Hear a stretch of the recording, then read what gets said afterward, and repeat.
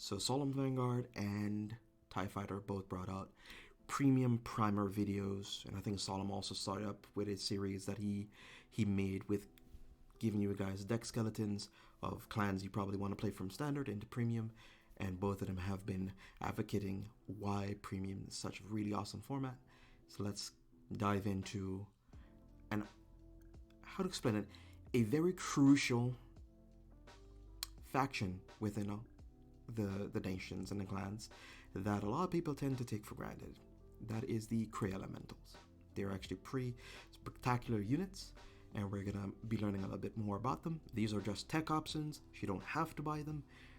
Just hopefully these can help you make a decision on what you want to pick up later. Alright, cool.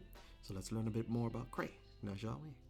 Cray Elementals, in its general term, is describing the spirits possessed composing elements of Cray.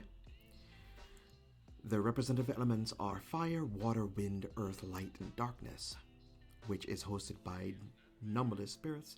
Myriads of minuscule Cray elementals fused together into a massive complex known as elemental origin. And these beings have the power so enormous that it can influence the planet itself.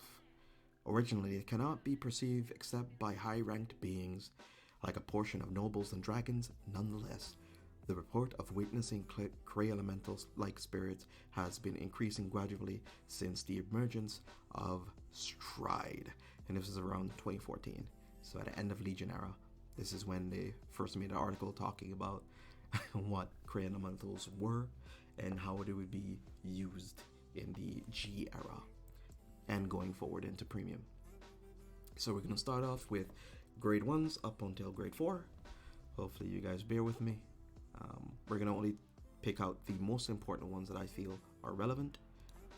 So we're going to start off with Shadow Elemental Buking. So released in Divine Apocrypha, so that's GPT-14, I think was the set before we got the VRS standard format. I think it was during the announcement that they were going to be stepping over to standard at the time. So it has a skill, auto, when placed on Guardian Circle, if your opponent's Vanguard attack 2 or more times during this turn, choose one of your units. It cannot be hit during this battle. This is more or less just good against stuff like Stark, Overlord Across, Old Overlord Across, X-Gallop. So just more or less against those type of decks that have the extra force marker, the extra pressure, and the hefty restands.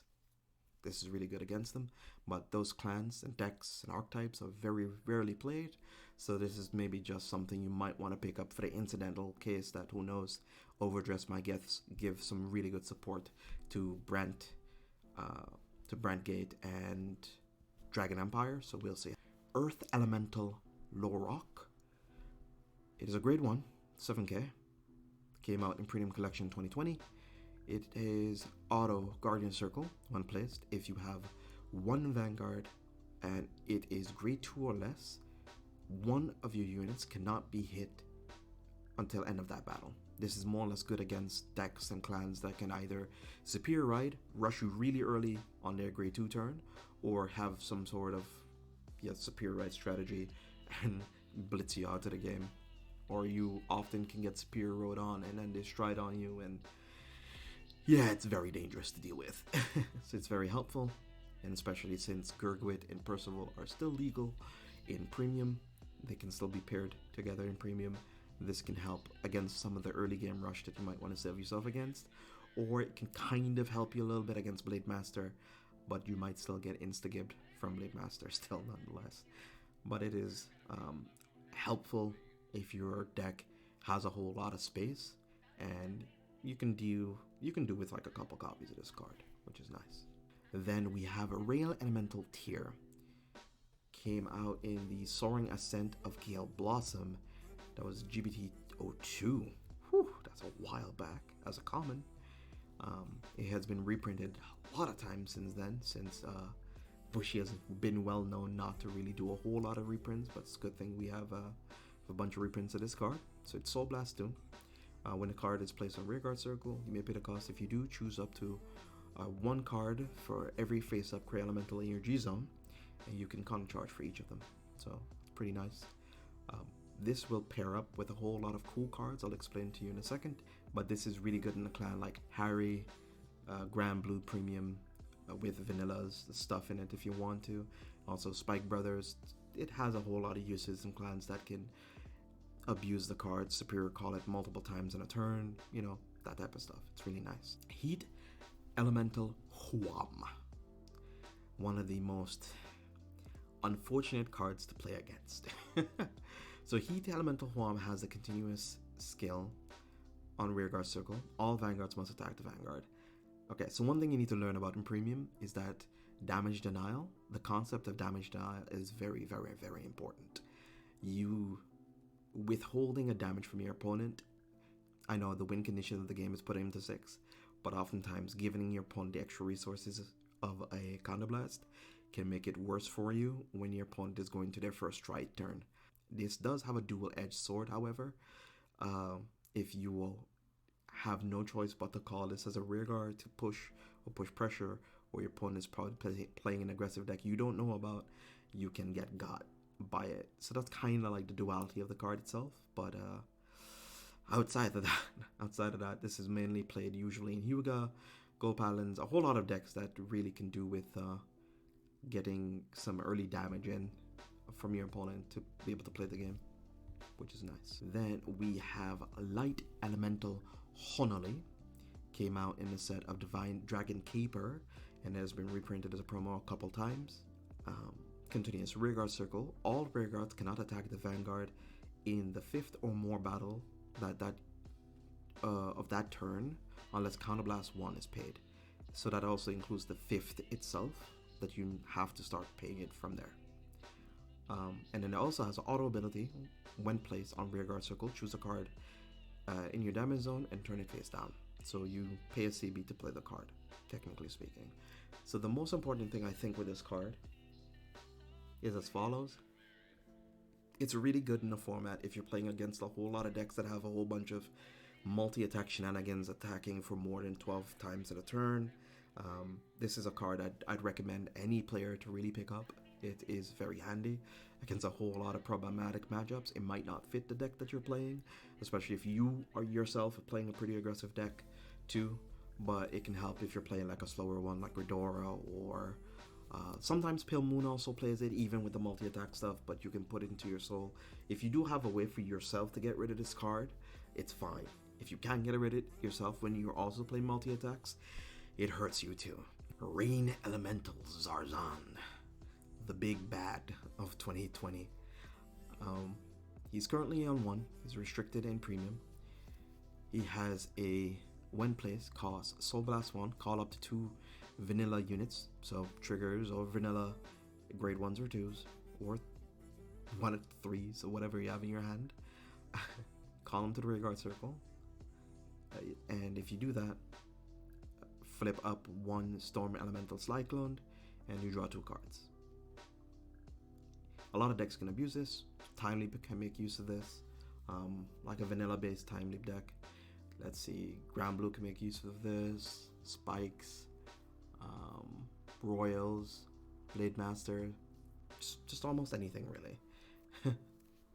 Just almost close to anything. So you'll hear me hearing a whole lot of reoccurring things about Grand Blue, since Grand Blue is a really good deck.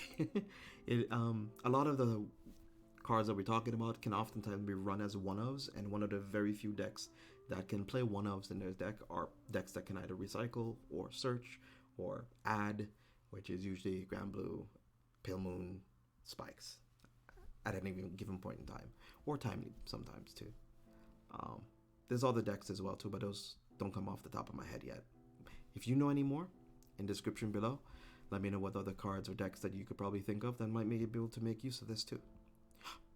Actually, never mind. Also, just remembered Genesis. The new Fenrir can actually make use of this card too, because you can actually tutor it out of your deck, which is nice. Now we go on to the grade 2. I think he's the only grade 2 we have currently in this list. It is Heat Elemental Bobo. He has a Auto GB1. When this unit is placed on rearguard circle from hand, so you can't superior call it anywhere else, sadly enough, if the number of cards in your damage zone is 3 or less, counter charge 1, soul charge 1, and deal yourself a point damage. This is good against players who are constantly damage denying you, who are pressuring your hand, and they're not giving you damage by getting rid of your field with guard restricts or with mega crit and you're really starved for damage. This can help out a lot. So why this card is really good at the moment as well for a lot of decks is because of the new order card that came out in Premium Collection 2020, which is called Tempest Sphere. So its skill is cost. Counterblast 1, turn a card from your G zone face up, look at 7 cards from the top of your deck, add 2 normal units, add up to 2 normal units, sorry, and that's it. And then shuffle your deck when you're done. You just flip up something in your G zone. So you resolve as much of the skill as possible. So even if you do play a deck with almost no vanillas or the only target you have is your heal triggers or something, it's still better than nothing. You can add one of your heals or something, leave the other one in your deck if you want to. You can have a G-Guard and have this and still do your plays for the turn, because Bobo countercharges the Tempest Sphere damage that you did to yourself, so that's really good. And then we move on to the grade 4s. I think it's 1 Stride and 2 G-Guards. Let's see, now we have Heat Elemental Marindal. He came out in Fighters Collection 2017, and he's also had a reprint. His skill is act once per turn, choose a card from your G zone, turn it face up, and he gives your rear guard continuous skill, gives himself, he gives himself the continuous skill. If he hits you, one of the rear guards you control get plus 5k. Yeah, get plus 5k for every card that's face up. But doesn't really matter about that. It's more because it is a Cray Elemental. Remember what I was talking about before? Synergizing really well with Tier, because you can also flip another copy of Mirandol. You can flip another copy of any other Cray Elemental G-Guard that you want, but usually you flip a second copy of Mirandol, since he gives, since when you place Tier for that turn or the turn after, you get to counter charge 2 or 3 or how much ever you get to use your G-Guards for. And then we have a very niche card, which is called Dark Element Dismal. Her skills are resist on Guardian Circle, so she protects herself from getting guard broken. When this unit is placed on Guardian Circle, choose one of your rear guards until the end of turn. That unit cannot be hit and cannot be chosen by the effects of your opponent's cards. So this skill is really handy against some control matchups, but a lot of skills these days are oftentimes done in main phase or start of attack step or stuff like that. It's usually before the guard step that it usually doesn't really matter anymore, but it's very handy if you're getting swung on by your opponent's Vanguard or your rear guard or something and you really want to protect it. It's very handy to protect it from getting hit. And it's a Cray Elemental, which could feed into Rain, so hey. Might feed into Tier, who knows. And then we have Air Element Rectome. Its skill is choose a card from your hand, discard it. When this unit is placed on Guardian Circle, you may pay the cost. If you draw a card, it just helps you filter a little bit, and it is a Cray Elemental that synergizes really well with Tier again. So as you can see, a lot of these stuff tend to fit and feed into Tier, which is really nice. So if any of you guys have any questions, any suggestions, any things you probably thought I missed, or units you thought I missed for Cray Elementals, I am more than happy to talk to you guys about them. But I do wish you guys an awesome day. So stay awesome, be awesome, and have a wonderful, wonderful day.